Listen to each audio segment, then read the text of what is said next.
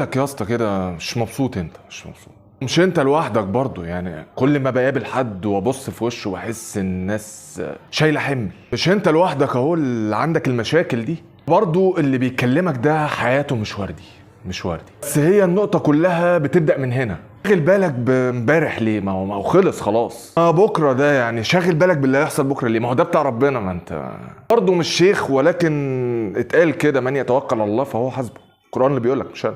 الموضوع كله عبارة عن قرار. معنى أصح أنا هفوق أو لأ.